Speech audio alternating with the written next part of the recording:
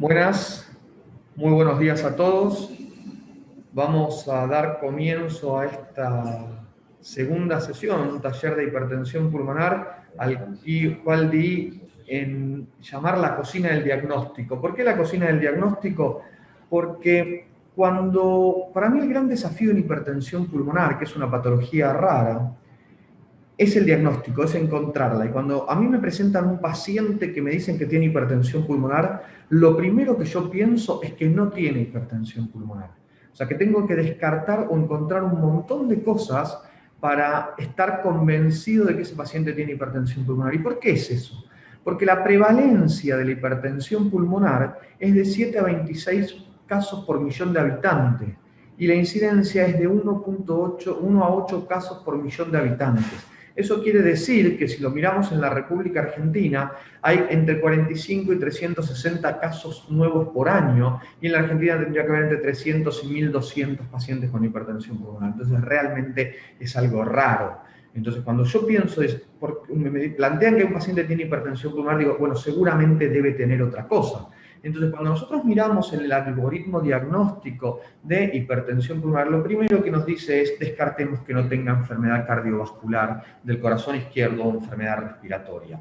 Y por eso es que creo que es muy importante las charlas de hoy, tanto del doctor Weinstein como el del doctor Vulcano, que nos van a hablar de esto. Y cuando nosotros seguimos en el algoritmo diagnóstico, decís, bueno, ¿y si tiene hipertensión pulmonar? ¿De qué causas son? Y creo que hay dos causas que también hoy nos va a acompañar la doctora Skolnick de reumatología y el doctor Lucas, que hace parte, entre otras cosas, cardiopatía congénita del adulto. Y dice, bueno, ¿por qué si estos pacientes tienen cardiopatía congénita o tienen una enfermedad asociada al tejido conectivo? Entonces, por eso creo que es muy importante esto.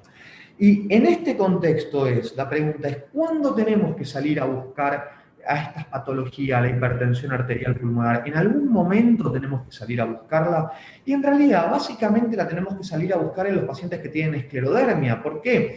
Porque cuando nosotros hablamos que en población general la prevalencia de hipertensión pulmonar la medimos por millón de habitantes, cuando tenemos pacientes con esclerodermia, la vemos que es el 13%, y si tienen esclerodermia y caída de la difusión de monóxido de carbono, está cerca del 20% de los pacientes esa prevalencia. Entonces ya no deja de ser una enfermedad rara, sino que es algo en lo cual tenemos que pensar activamente. Y si diagnosticamos esa hipertensión pulmonar precozmente en el paciente con esclerodermia, sabemos que le cambiamos el pronóstico al paciente. Entonces, la esclerodermia es una indicación de rastreo en forma anual. ¿Y cómo la vamos a hacer? Bueno, tenemos distintos esquemas. La podemos hacer simplemente a través del eco, la podemos hacer a través de un algoritmo como el de TEC, donde es multiparamétrico e incluye un montón de parámetros, que no me quiero meter mucho en eso. O lo podemos hacer a través también de focalizarnos más en los pacientes que tienen caída de la DLCO. Pero tenemos que tener en claro como concepto que en todo paciente con esclerodermia tenemos que hacer un screening. Otra patología que requiere screening no tan rutinario y no en todos los pacientes es en los pacientes con HIV.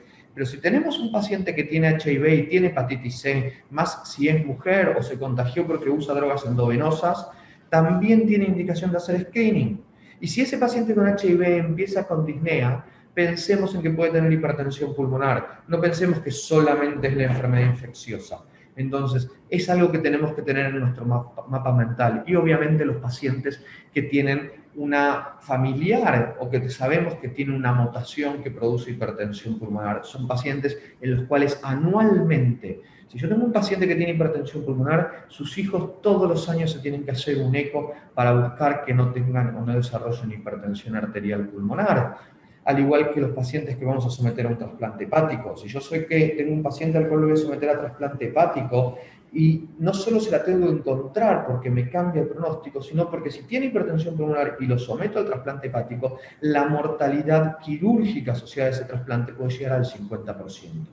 Entonces, llegando finalmente a las cardiopatías congénitas, muchos pacientes se intervienen de muy chico o a muy corta edad y evolucionan muy bien por mucho tiempo. Entonces es como que la cardiopatía congénita quedó en una cosa del pasado y es algo olvidado en su vida, y muchos se pierden de un seguimiento estandarizado. Pero los pacientes que tuvieron cardiopatías congénitas que fueron corregidos pueden desarrollar tardíamente hipertensión pulmonar, y como mostró el trabajo de la doctora Manes, esos pacientes tienen un pronóstico igual que los pacientes que tienen una hipertensión pulmonar idiopática del grupo 1, entonces lo tenemos que encontrar. Y esto es un poco lo que quedó plasmado, estas indicaciones, a partir del simposio de NISA, donde habla de quién pacientes tenemos que salir a buscar la presencia de hipertensión arterial pulmonar. Bueno, un poco para tratar de charlar de todo esto, de cómo llegar al diagnóstico y de cómo estudiar a un paciente que tiene hipertensión arterial pulmonar, es que hoy nos van a acompañar aquellos que realmente saben de esto, el doctor Vulcano, que nos va a hablar de cómo diferenciar un paciente con hipertensión arterial pulmonar pre o postcapilar, el doctor Weinstein, que nos va a hablar de cómo estudiar hipertensión pulmonar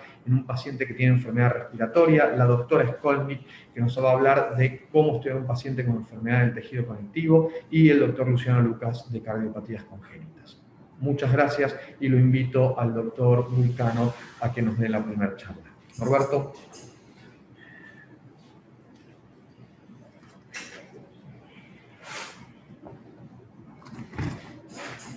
Bueno, muchas gracias Ignacio, muchas gracias a los organizadores. La verdad que este es un tema de crecimiento progresivo en el mundo, en el cual vamos aprendiendo todos en la medida en que va pasando el tiempo y van pasando o van apareciendo nuevos métodos, tanto diagnósticos como terapéuticos.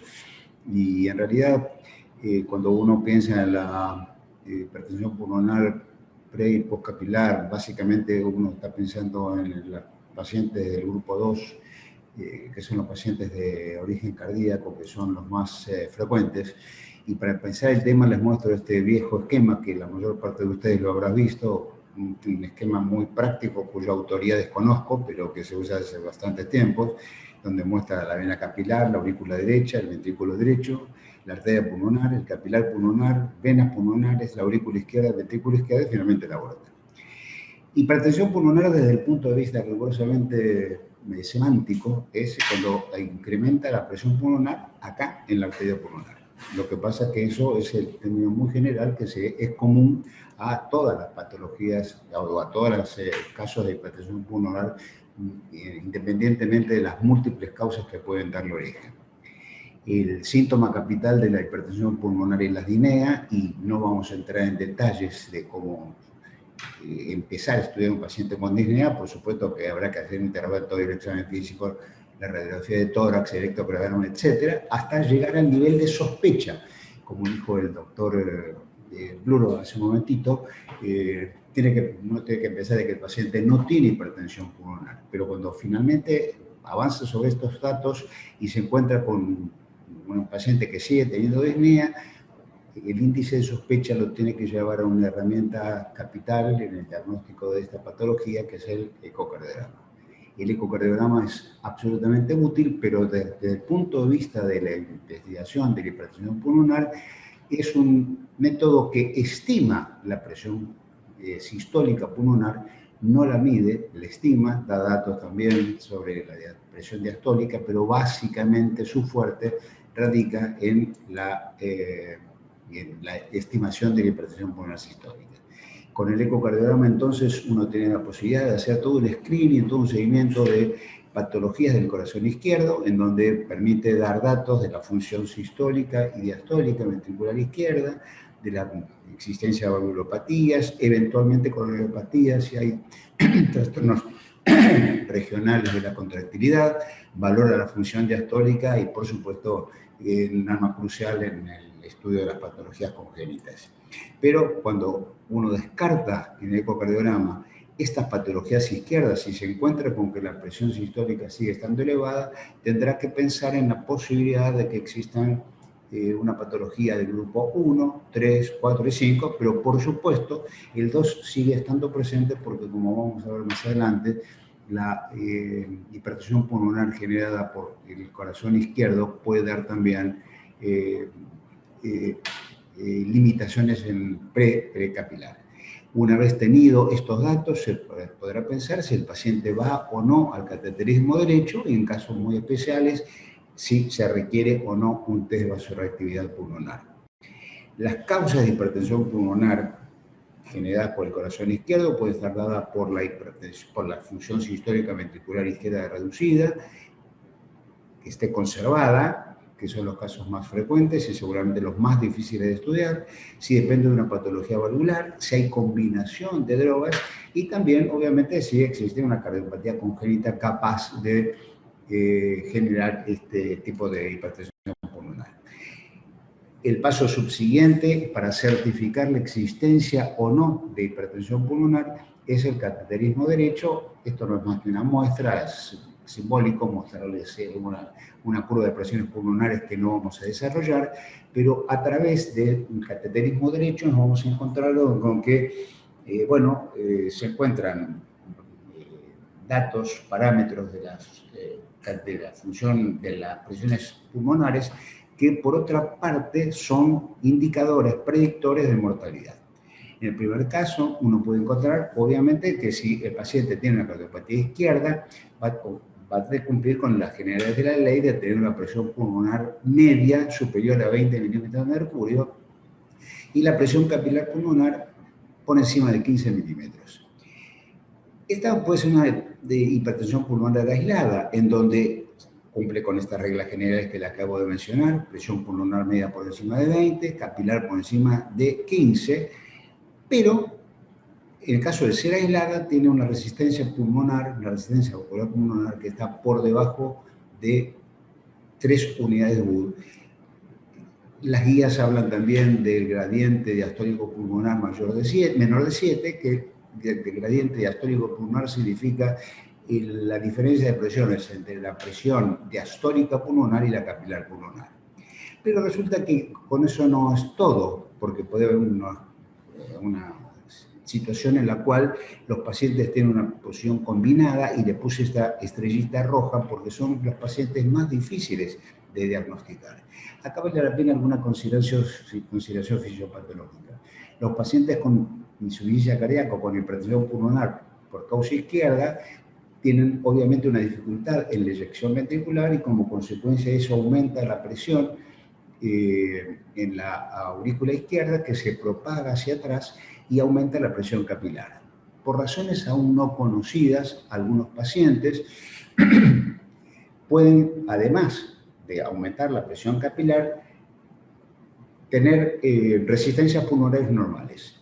Algunos pacientes quizás determinados genéticamente o por causas en las cuales algunas se conocen y otras no, pero no están totalmente definidas, generen hiperresistencia vascular pulmonar de la misma forma que lo hacen otras patologías, por ejemplo, la hipertensión arterial idiopática, la familiar, la inducida por drogas o las colagenopatías, pero insisto en que a pesar de que la fisiopatología del corazón izquierdo haría elevar solamente la presión en la arteria capilar, en la presión capilar, algunos pacientes generan hiperresistencia vascular pulmonar, como se ve en esta tabla que les estoy mostrando ahora.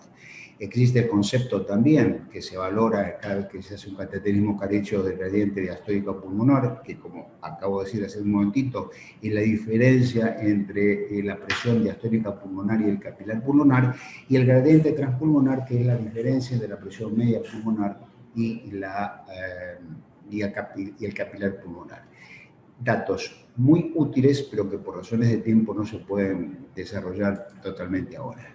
Volviendo a este viejo esquemita, entonces nos encontramos con que el paciente del grupo 2 va a cumplir con estas premisas que acabamos de decir que están esquematizadas en este esquema. Hipertensión pulmonar por encima de 20, hipertensión pulmonar media por encima de 20, la capilar por encima de 5, y los pacientes que generan hiperresistencia vascular pulmonar tendrán una resistencia vascular pulmonar por encima de 3.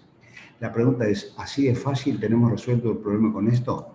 De ninguna manera. No es tan fácil y el problema es que las variables hemodinámicas que medimos tienen ciertos aspectos falaces porque están influidas por algunos factores y tal vez el más importante de los factores es también un elemento hemodinámico que es la dependencia absoluta que tienen de la presión capilar pulmonar.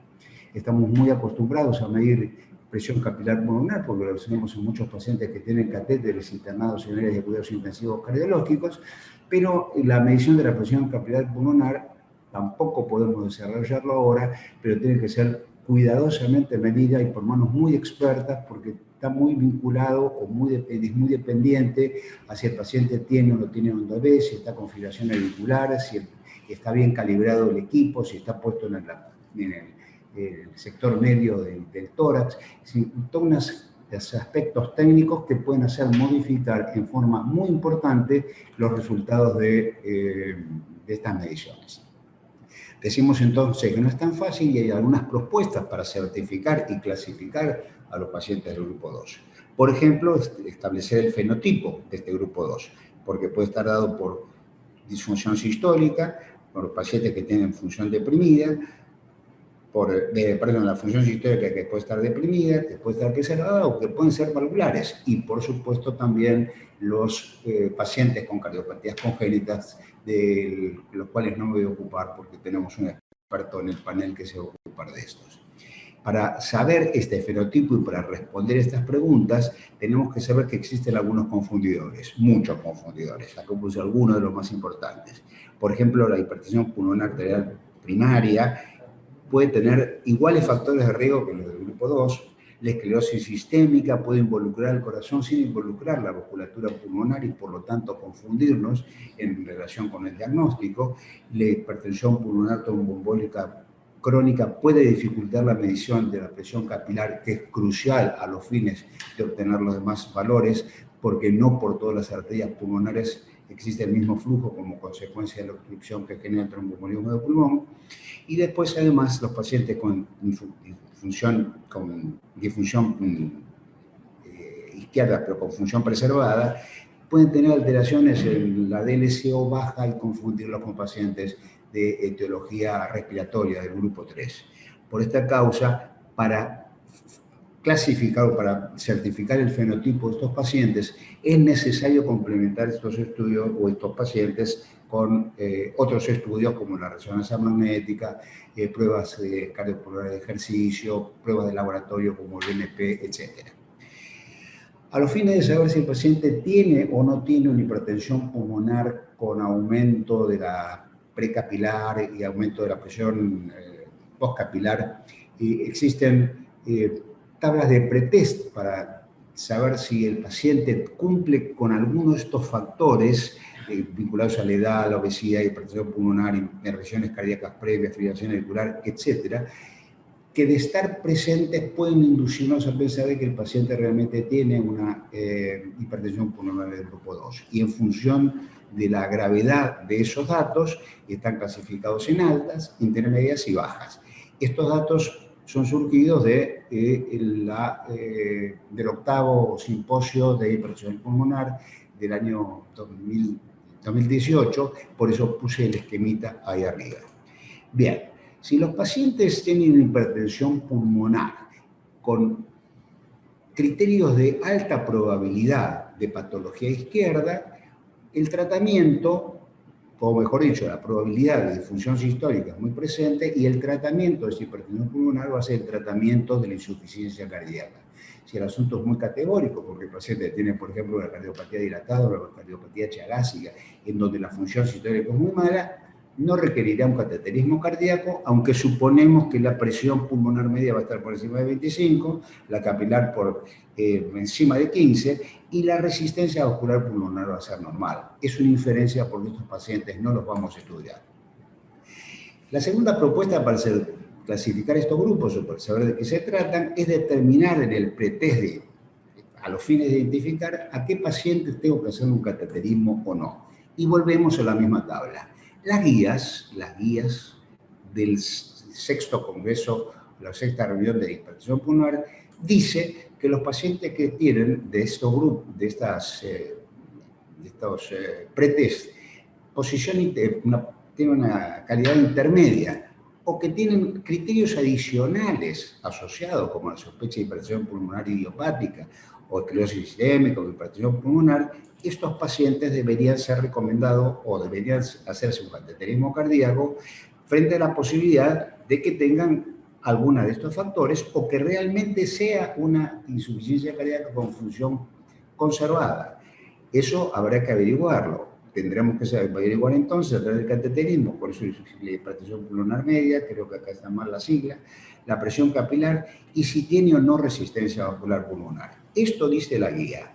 Y este signo de interrogación me permití ponerlo yo, a ver si tengo el cursor, me permití ponerlo yo porque si el paciente tiene estos factores de riesgos intermedios, pero tiene hipertensión arterial elevada, tiene diabetes, tiene fibrilación auricular, etcétera, etcétera, y tiene estos valores, yo creo que de todas maneras deberían ser estudiados con cateterismo derecho. Una vez obtenido, nos vamos a encontrar con estos datos que ya vimos antes. Nos vamos a encontrar, después de hacer el cateterismo, y suponiendo que el paciente tenga una de estas entidades, que puede tener una presión capilar aislada, respondiendo a los principios generales que hablamos, de presión pulmonar media por encima de 20, capilar mayor de 15, y va a tener una resistencia pulmonar normal. Puede ser combinada, entonces, como dije, que estos pacientes con insuficiencia cardíaca, que en algunos casos, por razones no conocidas, pueden generar hiperresistencia vascular pulmonar y también se van a encontrar en ellos una resistencia vascular pulmonar por encima de 3. ¿Esto es todo lo que tenemos que hacer al respecto? De ninguna manera. Si tenemos dudas, si el paciente tiene, vuelvo atrás, a ver cómo se vuelve atrás, ahí está, vuelvo atrás. Si el paciente tiene una hipertensión pulmonar en donde está elevada la presión capilar y tiene hiperresistencia vascular pulmonar y algún factor cardiológico que nos hace pensar que la causa puede ser cardiogénica, pero no tenemos la certeza de que efectivamente lo sea o hay otra patología detrás, tenemos que apelar o se puede apelar a lo que se llama pruebas evocadoras, que son pacientes en donde se tiene que diferenciar los grupos a los cuales pertenece la hipertensión arterial pulmonar, porque la resistencia vascular, la paciente con función preservada son muy difíciles de identificar. Para eso están definidos hacerlo o con ejercicio o con sobrecarga hídrica. Acá tenemos.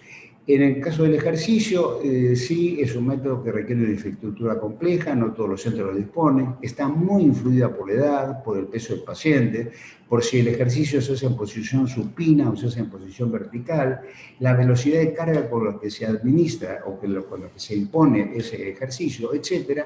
Y por lo tanto, estos valores no están estandarizados y tienden a no utilizarse. No son de uso muy frecuente, pero sí se hacen en algunos casos, una sobrecarga hídrica de 500 centímetros cúbicos en 5 minutos, a los fines de ver cuál es la respuesta de la presión capilar y si se modifica la resistencia vascular pulmonar para poder diferenciar la patología por corazón izquierdo u otras causas de hiperresistencia vascular pulmonar elevada. Pero esto también está influida por la competencia ventricular izquierda, por algunas comorbilidades, y no está definida la línea de corte, por lo tanto, no sirve, pero insisto en que es muy difícil diferenciar a un paciente con hipertensión pulmonar, con capilar elevada y con hiperresistencia vascular elevada. En algunos casos es una labor importante. Cuando nos encontramos frente a un paciente en donde tiene hipertensión pulmonar y fracción de eyección preservada, está también sugerido por la última reunión de hipertensión pulmonar que solo en centros especializados es recomendable hacer este tipo de procedimientos cuando el paciente tiene una presión capilar que oscila entre 13 y 15 milímetros de mercurio y tiene baja probabilidad de ese cuadro que vimos previamente, baja probabilidad de tener cardiopatía izquierda, lo más probable es que se trate de una hipertensión arterial precapilar y no esté vinculado al corazón izquierdo en esta situación. Cuando por el contrario el paciente tiene esta presión capilar en el límite, pero tiene una probabilidad alta o intermedia, bueno, la insuficiencia cardíaca como función preservada no está excluida y quizás en algunos de estos casos, estos pocos casos en los cuales hay que considerar desde provocación a los fines de desenmascarar la etiología. Acá tenemos, por el contrario, el paciente que tiene una presión capilar verdaderamente elevada, pero si el paciente tiene baja probabilidad de tener una cardiopatía izquierda por el cuadro ese que le mostré previamente, la función sistólica preservada es bastante probable y se tiene que apelar, no en todos los casos se hace, ni es tampoco fácil de hacer, considerar la posibilidad de valorar la presión de fin diástole ventricular izquierda, que por supuesto requiere una infraestructura y una experiencia mayor. Finalmente, el paciente en estas condiciones y con alta probabilidad o intermedia, digamos que en estos casos los pacientes con hipertensión pulmonar seguramente, de una forma casi confirmada, tienen una insuficiencia cardíaca con función preservada. Como conclusión, entonces, el grupo 2 es el más frecuente de entre los pacientes que tienen hipertensión arterial con hipertensión arterial pulmonar con capilar elevada y generalmente con hiperresistencia vascular pulmonar normal, pero a veces es difícil definirlo cuando no se encuentra este caso y el paciente tiene hiperresistencia vascular pulmonar. El grupo 2 es difícil de definir porque, vuelvo a decirle, tiene patentes hemodinámicas muy distintas. El fenotipo nos puede ayudar a saber si nos encontramos o no frente a un paciente con cardiopatía izquierda. La fracción de eyección conservada es la más frecuente en los pacientes con hipertensión arterial pulmonar y es difícil de diferenciar de otras entidades. Aún dentro de este mismo fenotipo, las patentes hemodinámicas son a veces confusas y los pacientes pueden obviamente tener presión pre y postcapilar, aún siendo de origen izquierdo. Se requieren en algunos casos pruebas evocadoras y esto es tal vez lo más importante, que la valoración hemodinámica es lo suficientemente difícil como para que solo sea ejecutado en centros con alta experiencia para hacerlo. Muchas gracias. Muchas gracias, Roberto. Ahora vamos a invitar al doctor Esteban Weinstein, que nos va a hablar de pacientes del grupo 3, de pacientes con enfermedad respiratoria. Muchas gracias, Esteban.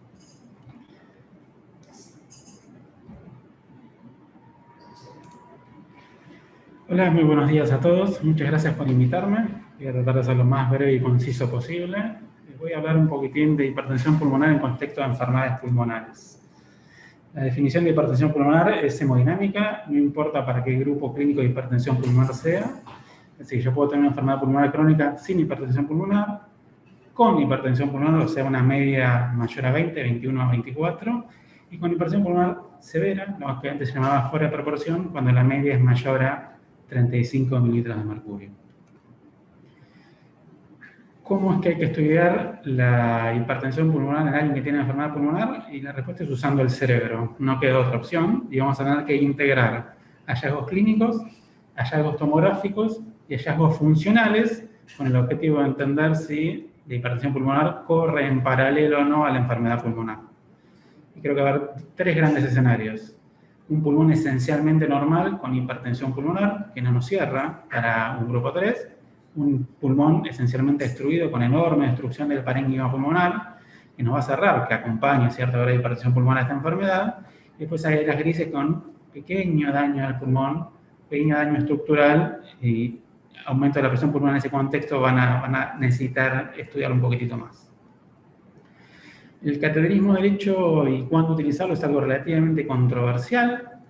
Lo usamos si cambia el tratamiento y el escenario para esto es aquellos pacientes que son candidatos a un eventual trasplante. Sirve si vamos a desenmascarar insuficiencia cardíaca para demostrar que tiene una presión enclavada elevada y sirve si estamos frente a un deterioro clínico que no está explicado por ningún defecto ventilatorio. Este es un muy lindo flujo de cómo encarar aumento de la presión pulmonar en enfermedades pulmonares. Primero sospecharlo, por la clínica, los estudios funcionales y las imágenes, soportar esto con el ecocardiograma, eventualmente confirmarlo con un cateterismo cardíaco derecho y por última instancia estratificarlo para entender si parece más un grupo 1, o sea, hipertensión pulmonar, o parece más un grupo 3, o sea, enfermedad secundaria al pulmón. Si la enfermedad pulmonar es relativamente limitada, eso quiere decir que el estudio funcional es esencialmente normal y proponen un BEP-1, el volumen expirado en el primer segundo mayor al 60%, o una capacidad vital mayor al 70%, y los cambios son mínimos en la tomografía, bueno, no, esa persona se parece más a un grupo 1 y encararemos un tratamiento, un algoritmo del grupo 1 de hipertensión pulmonar. Ahora, si el efecto fisiológico es más severo y el efecto anatómico está más claro, que es más significativo, es un grupo 3, y la esencia de encontrar hipertensión pulmonar acá es el pronóstico. El pronóstico, el desarrollo de hipertensión pulmonar en cualquier enfermedad pulmonar es de mal pronóstico, y uno debería preguntarse qué es lo que tengo que hacer con ese paciente. Esto es un poquito más de lo mismo. Hay criterios que favorecen el grupo, digamos, hay criterios que nos hacen pensar que la enfermedad es esencialmente vascular, tener poco daño fisiológico, tener poco daño tomográfico y tener presencia eventualmente de algún factor que predisponga a tener hipertensión pulmonar arterial, como tener HIV, tener enfermedad de colágeno, etc. A mi juicio, hay dos grandes grupos de pacientes con hipertensión pulmonar por prevalencia. Uno es el EPOC. El EPOC puede acompañarse con hipertensión pulmonar. Si no tengo hipertensión pulmonar, voy a esperar un funcional esperable del EPOC, o sea, déficit ventilatorio obstructivo. Si tengo hipertensión pulmonar postcapilar, lo cual es esperado, porque hay gente tabaquista que puede tener enfermedad coronaria y deterioro de la función del ventrículo izquierdo, voy a encontrar un cateterismo derecho con aumento de la presión capilar pulmonar. Si la elevación es proporcionada al daño fisiológico, es otro escenario, y si tengo lo que se llama ahora un fenotipo vascular pulmonar, voy a encontrar una espirometría esencialmente normal, con muy severa limitación cardiovascular funcional y una oxigenación que tiende a ser extremadamente baja.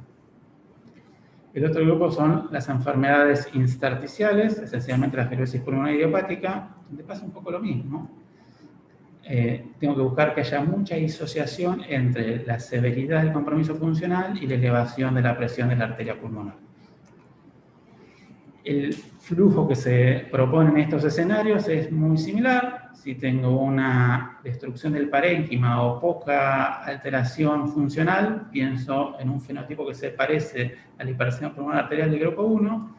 Si la alteración funcional del parénquima es mayor, pienso en un grupo 3. Y acá sí ya me hablan de evaluar para trasplante o eventualmente enrolarse en un protocolo de investigación para drogas en este escenario. Quedan otros dos escenarios, a mi juicio, muy relevantes. Uno lo vamos a hablar en un ratito. Marina va a hablar de la esclerodermia y el compromiso pulmonar en esclerodermia, porque va a haber daño del pulmón y daño vascular pulmonar. Y la otra enfermedad que produce hipertensión pulmonar es la combinación de enfisema y fibrosis pulmonar, donde la gran destrucción del parénquima eleva severamente la resistencia y existe alta resistencia pulmonar, alta presión de la arteria pulmonar, baja PO2 y una difusión extremadamente baja.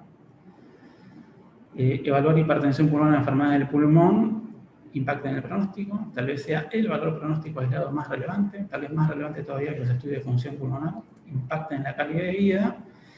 Por suerte esta charla no es de tratamiento porque habría mucho para discutir al respecto. Hasta ahora ningún tratamiento demostró ser efectivo, salvo este año todavía no publicaron, pero se dieron datos de un estudio de teprosterina helado en fibrosis pulmonar idiopática, donde mejora algunos surrogantes, entre ellos el test de la caminata de 6 minutos.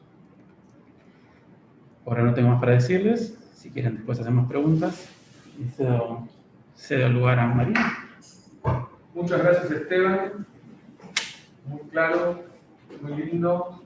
Doctora Marina Skolnik. La doctora Marina Skolnik es médica clínica, reumatóloga, médica de planta de la sección de reumatología del Servicio de Clínica Médica y una de nuestras interconsultoras principales en materia de pacientes cuando tienen enfermedad de tejido conectivo o cuando queremos descartar la enfermedad de tejido conectivo. Marina, muchas gracias por acompañarnos. Bueno, muchas gracias por la invitación. Yo lo que voy a hablar, me voy a focalizar ahora en lo que es la hipertensión pulmonar del grupo 1 y las interconsultas que nos llegan a nosotros los reumatólogos en este contexto de cómo buscamos a ver si el paciente tiene una enfermedad reumatológica.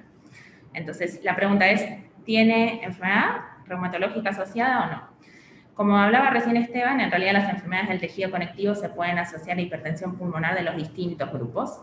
La que vamos a hablar ahora, que es la del grupo 1, es una causa muy importante dentro de este grupo, y a la cabeza, como se mencionaba, está la esclerodermia, pero también el lupus, la enfermedad mixta del tejido conectivo y otras enfermedades con características esclerodermiformes pueden asociarse a hipertensión pulmonar del grupo 1. También tenemos aquellas enfermedades intersticiales pulmonares que tienen como causa subyacente una enfermedad del tejido conectivo, que es lo que hablaba Esteban recién, y a las cuales no me voy a referir yo ahora específicamente, pero también hablamos de la esclerodermia, de lo que son las miopatías inflamatorias y de la artritis reumatoide. Y también la enfermedad tromboembólica crónica se puede asociar al síndrome antifosfolipídico. Volviendo al grupo 1, ya sabemos en todos los registros pulmonares que aproximadamente la mitad de los pacientes del grupo 1 tienen alguna enfermedad asociada, y dentro de las enfermedades asociadas el 50% suele ser una enfermedad del tejido conectivo, y esto no se vio solo en el registro REVEAL, sino en casi todos los registros de hipertensión pulmonar del mundo. Entonces, ¿qué hacemos cuando tenemos un paciente que ya se le diagnosticó una hipertensión pulmonar del grupo 1? Nosotros nos aproximamos al paciente y vamos a ver cosas del examen físico, del laboratorio y de las imágenes. Para empezar por el examen físico, vamos a recordar algunas cosas de la esclerodermia, que muchos las habremos estudiado en la facultad y nunca más, o hemos visto poco, o algunos que no son reumatólogos habrán visto pocos pacientes con esclerodermia, pero les voy a mostrar las cosas que hay que buscar a nivel externo cuando uno examina al paciente. Obviamente, lo primero que hay que buscar es la esclerodermia en sí, que es el engrosamiento de la piel. El engrosamiento de la piel empieza siempre desde la punta de los dedos hacia proximal. Existe en algunos casos, pero es prácticamente muy raro que el paciente tenga alguna lesión de esclerodermia si no tiene compromiso de los dedos de las manos. Entonces, lo que hacemos nosotros es ir a revisar, empezando por la piel de la punta de los dedos, a intentar pellizcar la piel del paciente y ver si eso se puede lograr con facilidad o no. Y uno va viendo el engrosamiento cutáneo, si afecta proximal a los dedos, si afecta el carpo, si afecta el antebrazo, el brazo, para ir viendo la extensión de la esclerosis cutánea. La esclerodermia tiene distintas fases en la enfermedad. Cuando empieza la enfermedad tiene una fase más edematosa, donde los dedos pueden estar un poco más hinchados. Después tiene la fase fibrótica, que es la que la piel está más endurecida y los pacientes tienden a tener contractura en flexión de los dedos. Y después, con el tiempo, esclerodermias de mucho tiempo de evolución, puede haber cierto grado de atrofia de la piel. La otra cosa que vamos a ir a preguntar, y a veces se puede ver en el momento del examen físico, es el Raynaud. Este es Maurice Raynaud, que hizo su tesis de doctorado llamándolo la asfixia local y la gangrena simétrica de las extremidades. El fenómeno de Raynaud es un fenómeno de vasoconstricción reversible que suele ser desencadenado por el frío, a veces también por cuestiones emocionales, y que más del 95% de los pacientes con esclerodermia lo presentan. A veces es bastante difícil de interrogar, porque cuando uno le pregunta a pacientes si le cambian de color las manos con el frío, casi todos responden que sí, pero no es un Raynaud cuando dicen se me pone toda la mano roja, se me pone la palma de la mano roja, se me pone... No. Lo que hay que ir a preguntar es si los dedos puntualmente cambian de color y si queda un dedo blanco o un dedo azul, o la mitad de un dedo blanco o la mitad de un dedo azul, y cuando sucede se suele acompañar de dolor y adormecimiento de esos dedos. Otra cosa que vamos a ir a buscar al examen físico son las consecuencias del Raynaud severo, que pueden ser las úlceras digitales, que pueden estar visibles, activas en el momento, o puede haber cicatrices, que son cicatrices puntiformes que vamos a buscar en la punta distal de los dedos. La otra cosa que vamos a ir a buscar son telangiectasias, que se asocian a la esclerodermia sistémica limitada. Las telangiectasias acá están muy marcadas en estas fotos que les muestro, pero a veces pueden ser más sutiles. Puede haber 2 o 3 telangiectasias nada más en algún dedo, o también hay que ir a buscarlas en la cara o en el interior de la boca. Estas lesiones no son tan frecuentes, pero son bastante específicas de esclerodermia, que se llaman lesiones en sal y pimienta y la hiperpigmentación. Los pacientes con esclerodermia la piel, los que tienen esclerodermia difusa, suele ir poniéndose cada vez más oscura, algunos dicen que se le pone medio azulado o negro, y pueden aparecer estas lesiones en sal y pimienta, que son áreas blancas con punteado de hiperpigmentación, que también son muy típicas de esclerodermia. La otra cosa que podemos ir a buscar al examen físico es la presencia de calcinosis. Esta de vuelta son calcinosis muy marcadas, pero a veces podemos encontrarlas más sutilmente como un endurecimiento subcutáneo que se puede ver a nivel de los dedos de las manos, en las zonas extensoras de los codos o de las rodillas, y si uno hace una radiografía, como son depósitos cálcicos, se pueden ver con mayor claridad. Otra cosa también, que esto es de los libros y que todo el mundo siempre recuerda, es la limitación en la apertura bucal de los pacientes con esclerodermia. Con respecto al lupus, las cosas que vamos a ir a buscar al examen físico son más que nada lesiones cutáneas. El lupus puede tener una diversidad enorme de lesiones en piel. Las más clásicas son el eritema malar o en rash en alas de mariposa, que no es tan frecuente de ver en el momento agudo, pero que todos conocen e identifican con mayor facilidad. Pero también hay lesiones de lupus cutáneo subagudo, como es la foto del medio, que son lesiones anulares con un borde más hiperpigmentado y un centro más claro, o lesiones de lupus discoide, que son áreas de atrofia donde no hay crecimiento de pelo ni de anexos, que pueden más que nada estar presentes en el cuero cabelludo o en la cara. Otra cosa bastante común en el lupus son las úlceras orales, que vamos a ir a buscar, y la presencia de artritis, sobre todo de las manos. Con respecto a la enfermedad mixta del tejido conectivo, la enfermedad mixta es una definición, en realidad, de una superposición de varios síntomas y que se asocian a la presencia de un anticuerpo, que es el anti-RNP, y las características clínicas más evidentes son el edema de las manos y la artritis de manos, y nuevamente el Raynaud. Y las manos de los pacientes con enfermedad mixta del tejido conectivo son unas manos muy gordas, como suculentas, con Raynaud y artritis. ¿Qué vamos a ir a pedir al laboratorio? Bueno, esto quizás es la parte más difícil de explicar para alguien que no se dedique a la reumatología, porque lo primero que vamos a ir a pedir es un FAN. El FAN es un 3D screening muy sensible, pero muy poco específico, donde lo que uno hace es, sobre un sustrato de células eucariotas, que se llaman HEP2, se las pone en un portaobjeto y se hace pasar el suero del paciente para ver si el paciente tiene algún anticuerpo en la sangre que reaccione contra cualquier cosa de una célula eucariota. El FAN está positivo en un alto título en las enfermedades reumatológicas y particularmente las que estamos hablando con respecto a la hipertensión pulmonar del grupo 1. Casi el 100% de los pacientes con lupus tienen FAN, todos los que tienen enfermedad mixta del tejido conectivo por definición, y hasta un 90% de los pacientes con esclerodermia. Entonces es muy raro encontrar un paciente con hipertensión pulmonar del grupo 1 asociado a enfermedad del tejido conectivo que tenga FAN negativo. O sea, eso ya es raro. Por otro lado, el FAN también puede estar presente en un montón de otras cosas, como puede ser la hepatitis crónica autoinmune o el hipotiroidismo autoinmune. El 50% tienen FAN positivo por ser hipotiroides. Un porcentaje de la población normal no despreciable también puede tener FAN positivo sin estar asociado a ninguna enfermedad. Y se ha visto en algunos registros que hasta un 40% de los pacientes con hipertensión pulmonar primaria idiopática pueden tener FAN positivo. Entonces, cuando tenemos un FAN, nosotros le prestamos atención a varias cosas. El sustrato es esto que yo les decía, las células sobre las cuales se hace, que ahora casi todas se hacen sobre estas células que se llaman HEP2, y le voy a prestar atención al título y al patrón. Cuando uno hace pasar el suero del paciente sobre las células HEP2, puede encontrar que el FAN es negativo, que se tiñe el núcleo, que se tiñe el citoplasma, o que se tiñen los usos mitóticos en células que están en mitosis. Las que nos van a importar ahora para la hipertensión pulmonar son aquellos pacientes que tienen FAN nuclear positivo, y dentro del FAN nuclear positivo, a su vez, puede haber varios patrones.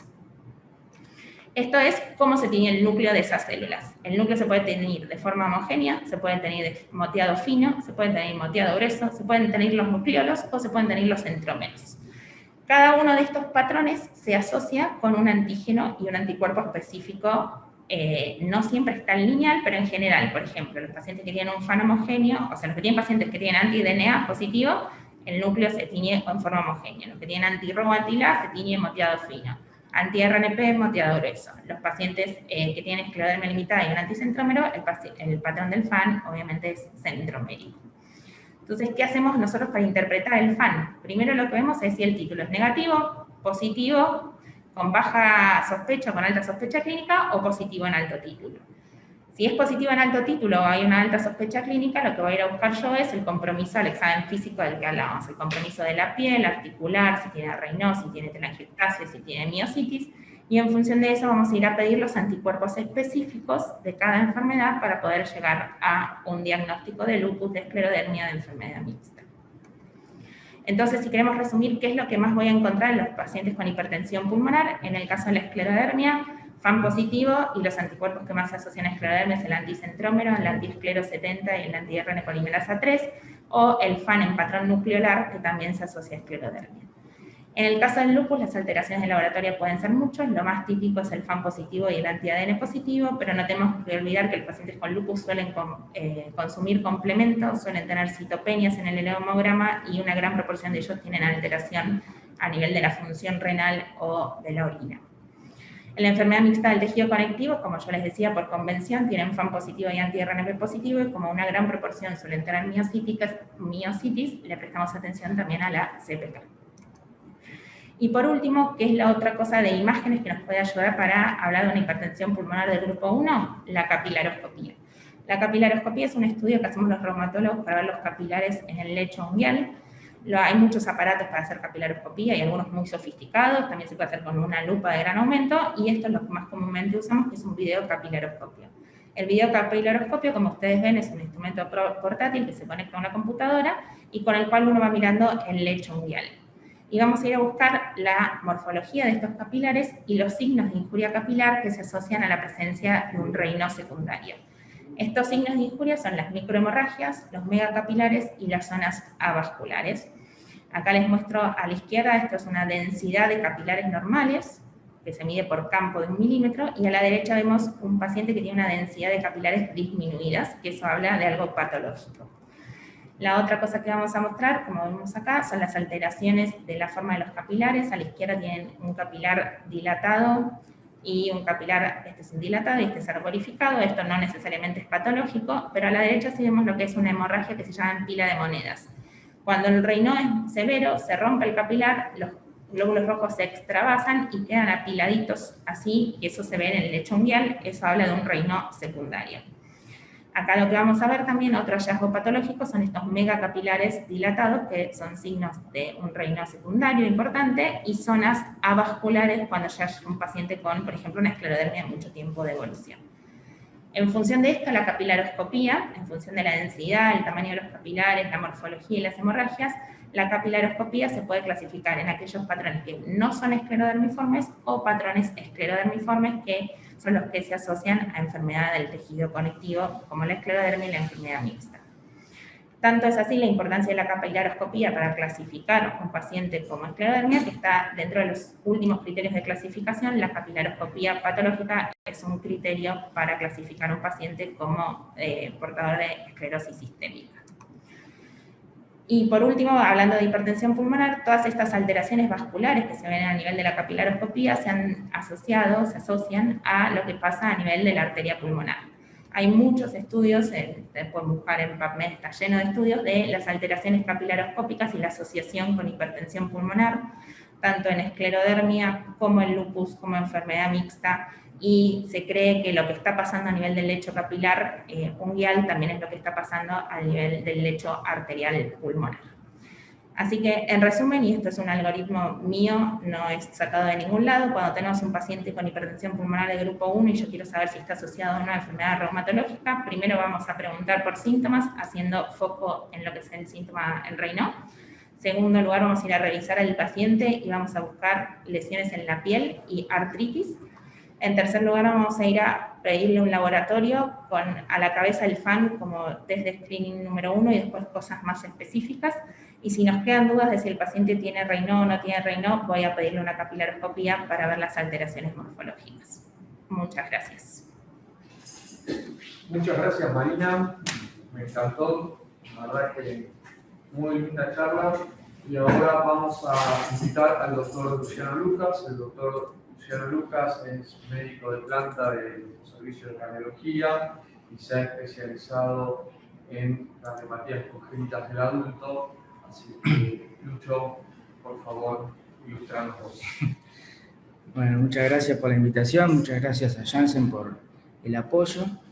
Y bueno, en estos minutos, y Nacho, cortame si me paso, vamos a hablar de la hipertensión pulmonar en el contexto particular de lo que son las cardiopatías congénitas en los pacientes adultos. Y es importante, esto forma una parte importante de la hipertensión pulmonar, las cardiopatías congénitas. Bueno, los registros que se han realizado a lo largo del mundo parecen indicar que sí. La prevalencia de la cardiopatía congénita dentro de los pacientes con hipertensión pulmonar está alrededor, depende de la serie obviamente, del 10%. Repito, en aquellos países en los que tienen estadística, pero uno sería dable pensar que esto es factible a lo largo de todo el mundo, aunque no haya estadísticas. Y viendo las cosas desde el otro punto de vista, ya lo vimos desde la hipertensión pulmonar, ¿qué pasa desde el punto de vista de las cardiopatías congénitas? Nacen anualmente 1,5 millones de niños con cardiopatías congénitas en el mundo. el 90% de ellos, gracias a la medicina y a los avances de la misma, llegarán a la edad adulta, y cuántos de ellos desarrollarán hipertensión pulmonar realmente lo desconocemos, pero valiéndonos de los registros, como hicimos desde el punto de vista de la hipertensión pulmonar, sabemos que en las diferentes series de cardiopatías congénitas la prevalencia de hipertensión pulmonar en nuestros pacientes es del 4% aproximadamente. Si solo contemplamos a aquellos pacientes con defecto septal, o sea que tienen cortocircuito, izquierda-derecha, ya sea intracardíaco o extracardíaco, como puede ser el ductus, este porcentaje aumenta un 6%, y si vemos la película, cuántos de nuestros pacientes en algún momento de la evolución padecerán algún grado de hipertensión pulmonar, bueno, alrededor del 10% lo harán. ¿Y por qué es relevante? Porque la presencia de la hipertensión pulmonar duplica el riesgo de muerte por cualquier causa y triplica el riesgo de internación, ya sea por falla cardíaca o por arritmia. Y también Ignacio, al principio de la mesa redonda, nos hablaba un poco de esto. Es bastante general el concepto de que, y en muchas formas verdadero, el concepto de que a los pacientes que tienen hipertensión pulmonar causada por una cardiopatía congénita, a largo plazo les va mejor que aquellos que tienen hipertensión pulmonar adquirida, ya sea idiopática o por alguna otra causa. ¿Y cuál es el concepto que subyace o la causa por la que esto se da, o la hipótesis por lo menos? Bueno, sabemos que durante la vida fetal el ventrículo derecho o la circulación pulmonar, el ventrículo derecho está sometido a resistencias pulmonares elevadas porque el lecho pulmonar así las presenta. Esto genera un mecanismo de adaptación que luego del nacimiento revierte. Esta reversión en aquellos pacientes que presenten una cardiopatía congénita no se da porque la resistencia vascular pulmonar no termina de disminuir nunca. Esta adaptación es la que hace que el ventrículo derecho esté relativamente preservado, y este ventrículo derecho preservado no condiciona tanto el pronóstico de estos pacientes. Otro punto es que la presencia de cortocircuito en la crisis de hipertensión pulmonar o en los pacientes con hipertensión pulmonar severa puede funcionar de descarga del corazón derecho, y esto favorecer la evolución de estos pacientes. Y ya, como todos mis compañeros hablaron, a mí me gustaría hacer un viaje, porque uno tiene el concepto de cuando habla de cardiopatías congénitas e hipertensión pulmonar, habla del grupo 1. Y ya algo decían mis compañeros de mesa, el doctor Vulcano o Ignacio, cuando hablamos de cardiopatías congénitas o enfermedad vascular congénita, podemos tener hipertensión pulmonar de diferentes grupos. Obviamente, si hablamos del grupo 1, y perdónenme, esta diapositiva es previa al nuevo consenso de NISA, por eso dice 25 milímetros de mercurio, en realidad es 20. Si hablamos del grupo 1, sí hablamos de los cortocircuitos. Y ahí recuerden, y ya Ignacio mostraba un gráfico que es bastante contundente, que ahí lo podemos subdividir en diferentes subgrupos. Aquellos pacientes con cortocircuito que ya invirtieron el flujo, ya están cianóticos, ya tienen flujo derecha-izquierda, que son los síndromes de Eisenmenger, los pacientes con defectos septales o cortocircuitos que todavía tienen flujo izquierda-derecha, pero son de tal cuantía que han generado la hipertensión pulmonar o el desarrollo de hiperresistencia vascular pulmonar, pacientes con defectos pequeños que no son la causa del desarrollo de hipertensión pulmonar y que no solo no hay que actuar sobre ellos, sino que hay que promoverlos porque pueden funcionar como descarga del corazón derecho. Y finalmente el último subgrupo, y el que se asemeja realmente a la evolución de la hipertensión pulmonar primaria, aquellos pacientes en los cuales hemos cerrado el defecto y han evolucionado con hipertensión pulmonar recurrente o refractaria. En este caso, las terapéuticas con las nuevos tratamientos específicos para el manejo de la hiperresistencia vascular pulmonar, sobre todo el Eisenmenger, han dado resultados muy promisorios, mejorando mucho la calidad de vida de nuestros pacientes, y a su vez en el subgrupo 2 han logrado que muchos pacientes quedan descartados para el cierre del cortocircuito porque les estaba generando hiperresistencia vascular pulmonar, hoy en día podamos pensar en cerrarlos con cierta seguridad. Algunos ejemplos ¿sí? Para pensar un poquito fuera de la caja, este era un paciente que fue derivado a nuestro centro para cierre de una CIA ostium secundum grande, que le estaba trayendo bastantes síntomas. Bueno, durante el estudio se vio que no solo el paciente presentaba esta CIA, que era verdad que le generaba mucho hiperflujo derecho, con gran dilatación de las cavidades derechas y de la arteria pulmonar, sino que, como ven en la flecha amarilla, todo el pulmón derecho drenaba a través de un tubo colector a la vena cava superior, ahí al nivel de la desembocadura de la vena innominada. Otro ejemplo, esta paciente era un falot que fue intervenida en la infancia, anduvo realmente muy bien, de hecho hacía algunas prácticas deportivas bastante extremas. En una de ellas presentó un traumatismo con desaceleración brusca y comenzó con disnea y mucha sintomatología. Como había sido resuelta su patología en la infancia, se la calificó de hipertensión pulmonar. Realmente lo que tenía, los falot tienen cierta debilidad en los tejidos conectivos y había generado, ahí ven en la flecha amarilla, una fístula entre la aorta y la arteria pulmonar que le generaba hipertensión pulmonar. Afortunadamente el diagnóstico fue hecho de manera precoz y ayudados por la terapéutica vasodilatadora pulmonar se pudo intervenir y anduvo realmente muy bien.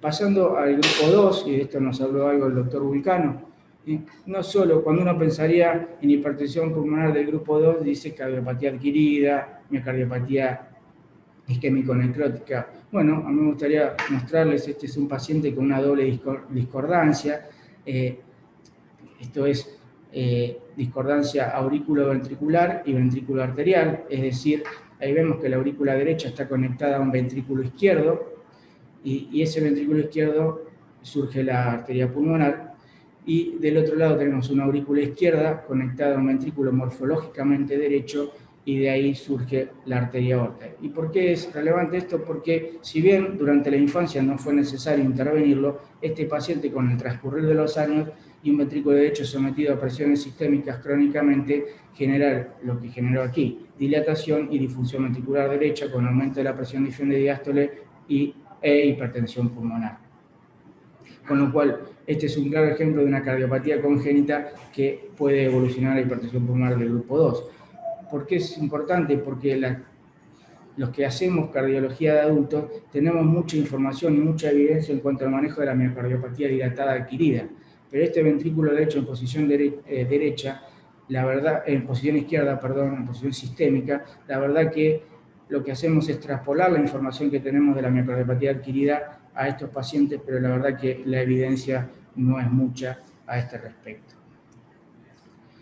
El subgrupo 3, el doctor Weinstein ya lo habló y yo no me voy a meter, la verdad que ahí no tenemos ninguna injerencia, las cardiopatías congénitas, pero en el grupo 4 sí. Por ejemplo, esta es una serie de la Cleveland Clinic de retrospectiva de 6 pacientes con estenosis arterial pulmonar periférica que habían sido diagnosticados como otras causas de hipertensión pulmonar del tipo 4 también, pero se los reevaluó y se encontró que lo que había era estenosis periférica difusa que generaba hipertensión pulmonar. ¿Y por qué es importante? Porque la terapéutica los puede mejorar mucho. Estos pacientes, como les dije, eran 6, todos fueron angioplastia de esos vasos, entre 2 angioplastias y algunos 19 angioplastías, todas con balón. 5 de los 6 pacientes mejoraron en forma trascendente la hipertensión pulmonar, entre un 20 y un 46% de descenso de la misma.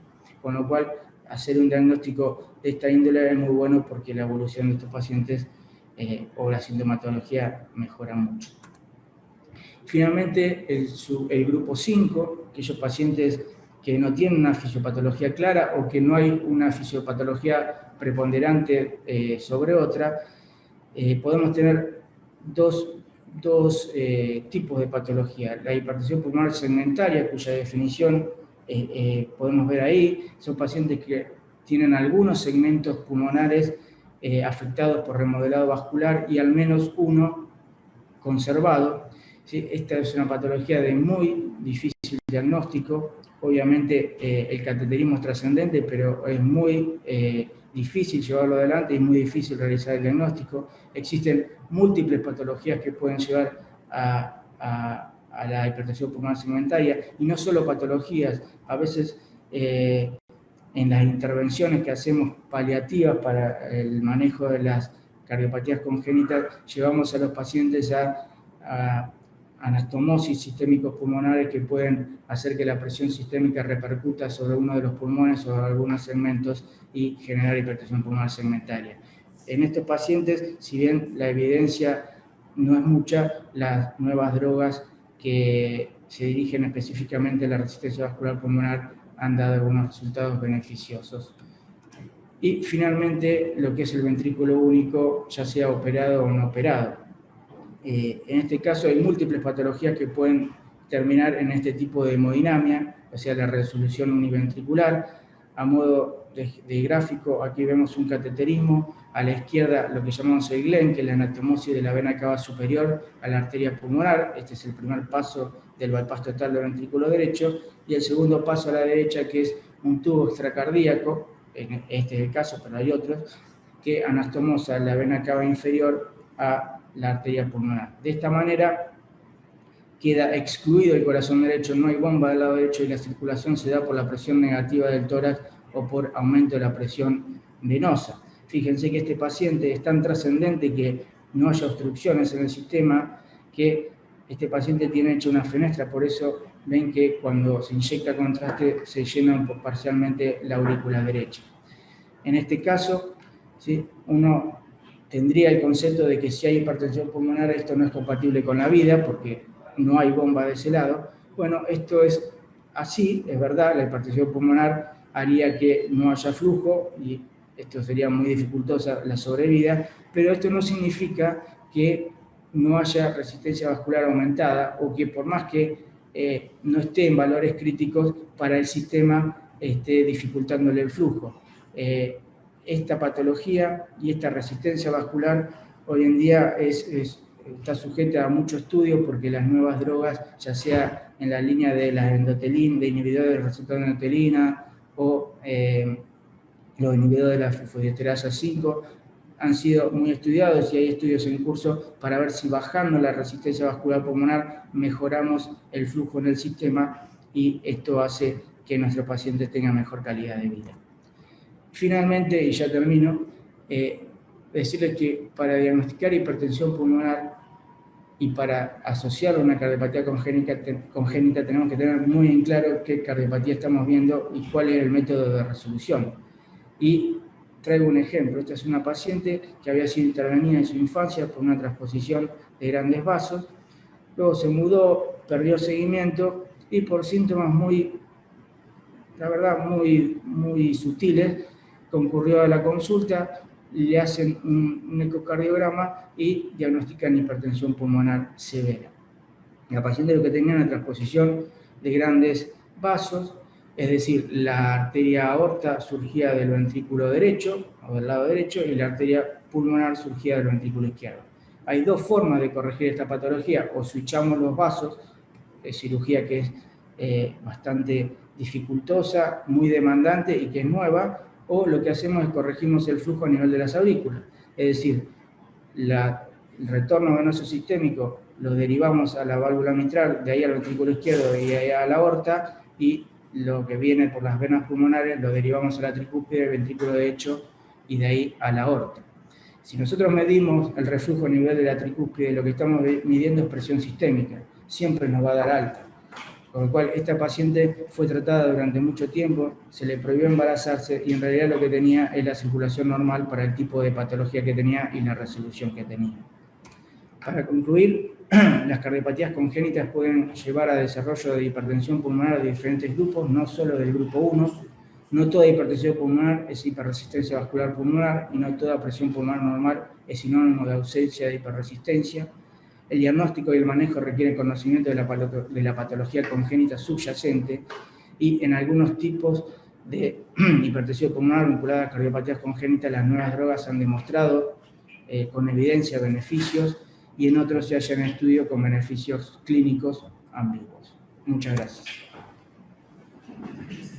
Gracias a vos, Lucho. Muchas gracias. Bueno, mientras vemos si hay preguntas del público, yo voy a aprovechar y tengo algunas dudas que me surgieron de la práctica cotidiana y de sus charlas. Aprovecho que tengo una reumatóloga y un neumonólogo juntos. Una de las dudas que a nosotros nos surgen, no sé, Norberto también, si vos querés preguntar algo, en pacientes que tienen esclerodermia y que tienen, la esclerodermia tiene un compromiso respiratorio. Entonces nos llega un paciente que tiene esclerodermia, le hacemos una tomografía, viene con una DLCO un poco baja, le hacemos una tomografía y vemos fibrosis en el pulmón. Entonces, en ese momento nos empezamos a preguntar, es un paciente que tiene alteraciones funcionales, tiene alteraciones en el parénquima pulmonar en la tomografía y una causa predisponente para tener enfermedad vascular pulmonar. ¿Cómo lo interpreto? Desde la reumatología y desde la neumonología a los que tenemos que decidir en ese momento, decir, bueno, ¿es un grupo 1 o es un grupo 3? ¿Qué hago con ese paciente? ¿Qué me dicen ustedes? Pues yo creo que tenés que, no, yo creo no, lo que hay que hacer es medir la fisiología pulmonar, un par de estudios que miden esto, la fisiología de difusión de la caminata de quimografía, compara la caída de difusión con la caída de capacidad vital. Si hay mucha discordancia, se prenden alarmas para ese tipo de hipertensión pulmonar. Si ya sabes que existe hipertensión pulmonar, lo más probable es que tenga las dos entidades, y vamos a tener que discutir cómo tratamos cada una de esas dos entidades, pensando además que tiene mucho compromiso funcional, dentro de la Panamá y dentro de un trasplante pulmonar.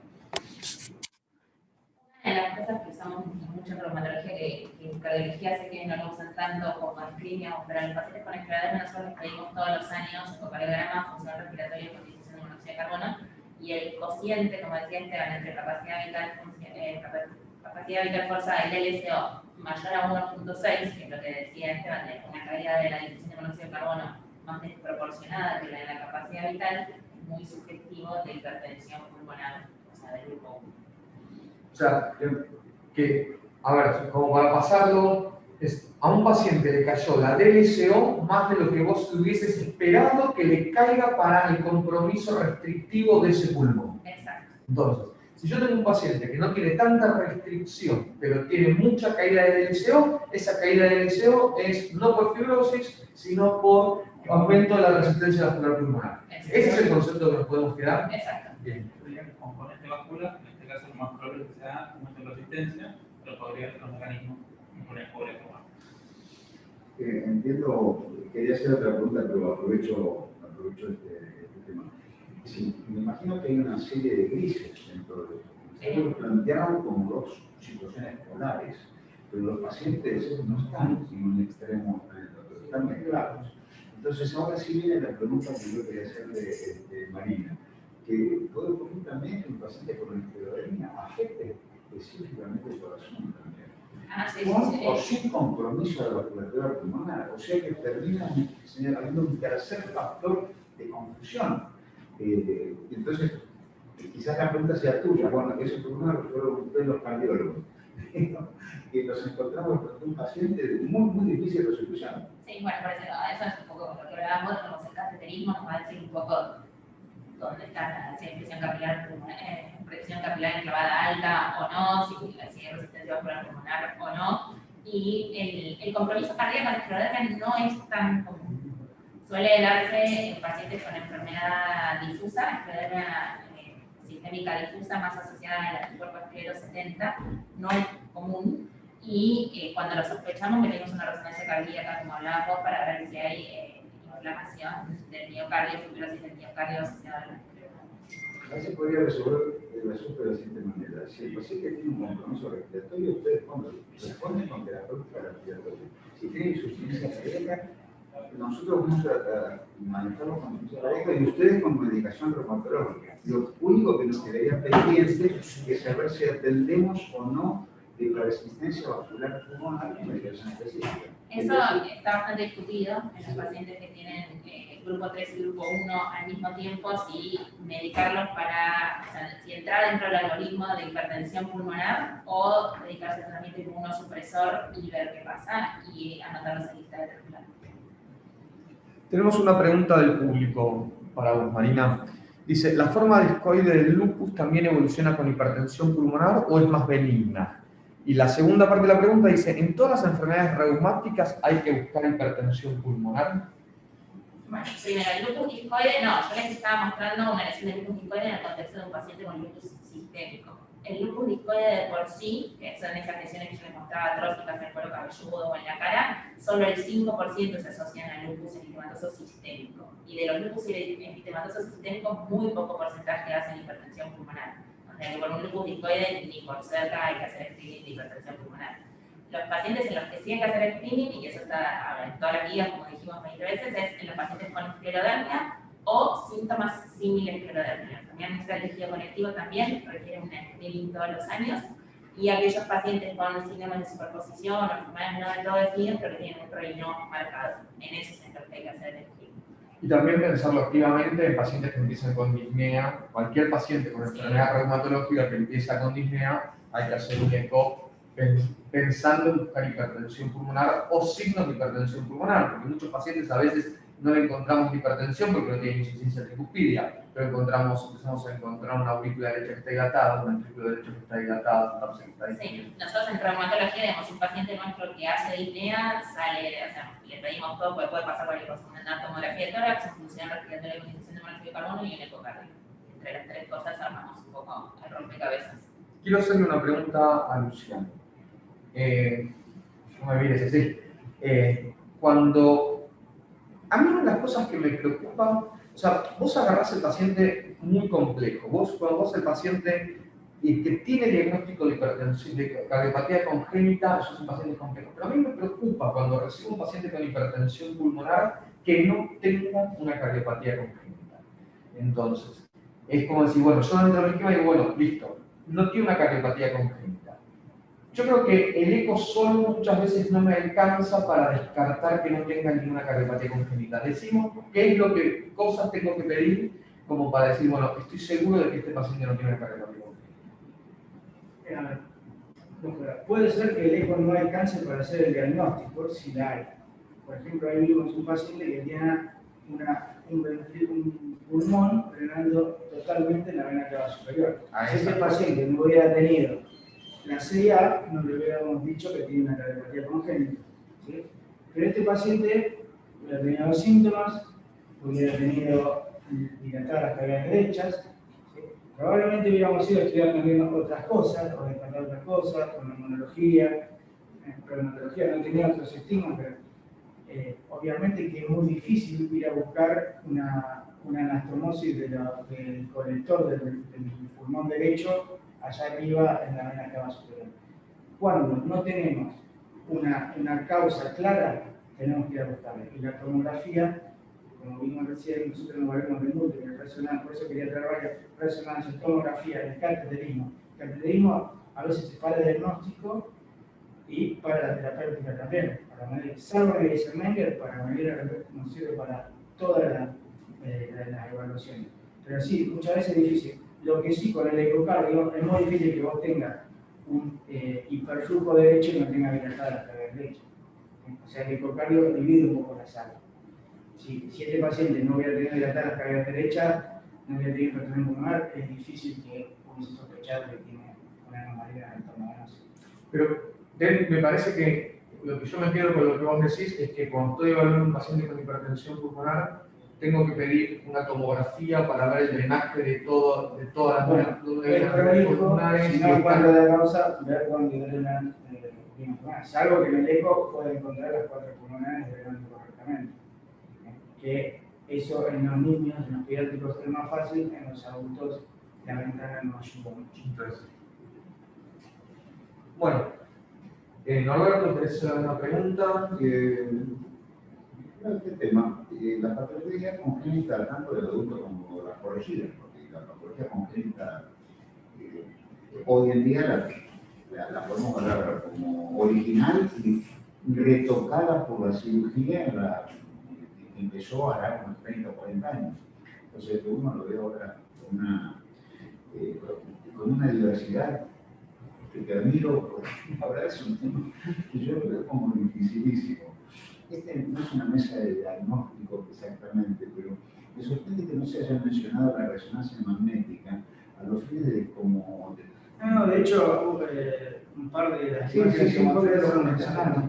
Depende de lo que uno quiera ver. Si uno quiere ver estructuras vasculares, yo no soy especialista en este momento, pero generalmente cuando quiero ver estructuras vasculares, por ejemplo, la unidad de retorno o alguna colateral, voy a la tomografía. Si lo que quiero ver es flujos, o evaluar la funcionalidad del ventrículo derecho, bueno, o evaluar fibrosis, ahí voy a la resonancia.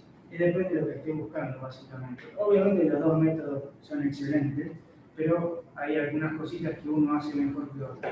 Pero nos valemos de todos. Esta pregunta mía iba dirigida, bueno, no iba dirigida mucho a lo que contestaste, pero aprovecho de decir que como la resonancia es un método tan eficaz para evaluar el ventrículo derecho, y el ventrículo derecho es tan crucial, sobre todo en la evolución de la hipertensión pulmonar, es por eso que hice la pregunta de la resonancia magnética, porque da información. Sí, sí, para evaluar el ventrículo derecho estamos de acuerdo que Bueno, estamos en tiempo. Quiero hacer un pequeño resumen porque creo que se dijeron muchas cosas muy valiosas. Me parece que es muy importante los conceptos que dijo Norberto Bucano acerca del cateterismo y de la evaluación de la presión capilar y la prueba de sobrecarga hídrica para discriminar pacientes que nos dejan dudas. Creo que la integración de la clínica con las imágenes y con los funcionales respiratorios y de nosotros como cardiólogos, este concepto que nos decían Esteban y Marina acerca de la desproporción entre la caída de la DSO y la capacidad vital son conceptos muy importantes. Creo que la evaluación de los pacientes con hipertensión congénita es muy valiosa y Luciano acaba de decir algo que a mí me parece como una cosa para remarcar, que cuando quiero evaluar la vasculatura, pedir una tomografía y el valor de la resonancia para la evaluación del miocardio y de la función. Me quedo con muchas de las cosas que dijo Marina, pero principalmente con la evaluación de las manos, de los dedos de los pacientes, del examen físico y de pedir un FAN. Yo como cardiólogo digo, bueno, listo, le pido el FAN a mi paciente, si el FAN es negativo, ya creo que me oriento hacia otra cosa y si el FAN es positivo, creo que ese paciente necesita una evaluación reumatológica más importante. Creo que como para redondear la mesa. Les agradezco muchísimo, para mí fue un enorme placer, le agradezco muchísimo a los directores del simposio por darnos lugar para hablar de hipertensión pulmonar y a la gente de Janssen por el apoyo que nos dieron. Muchas gracias a todos. Gracias.